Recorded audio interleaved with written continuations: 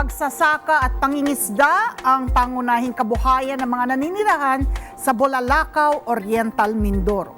Pero dahil sumasapat lamang ang kita para sa ilang pangangailangan, nasasakripisyo ang para sa pagkain at naging para sa kalusugan ng mga residente. Kaya naman, narito po, hatid na tulong ng Iglesia ni Cristo ang libreng medical and dental services. Gayon din po ang care packages para sa mga apektadong mamamayan.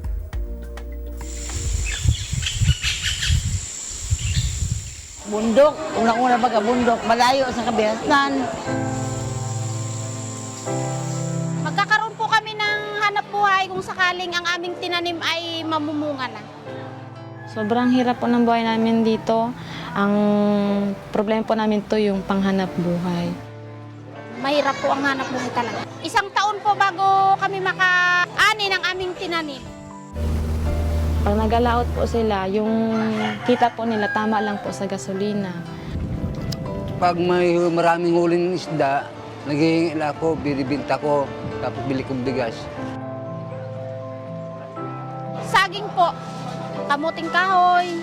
Yun po ang aming kinakain habang naghihintay po kami ng aming tinanim po ulit. Paminsan po, merong natitira yung pambili lang po ng tigi 1 kilong bigas.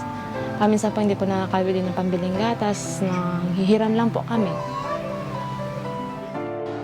Kahit kahit wala makunan eh.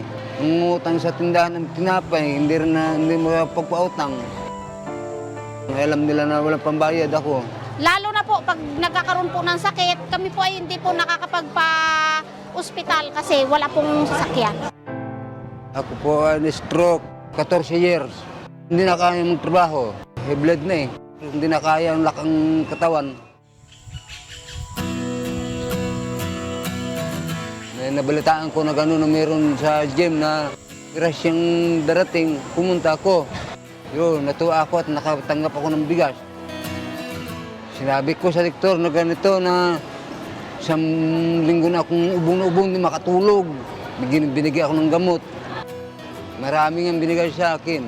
Magpakain pa ako.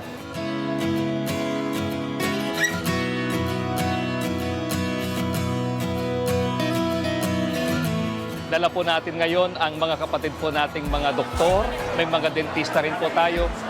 Magsasagawa po tayo ng libreng check-up at pagsusuri po sa kanilang kalusugan.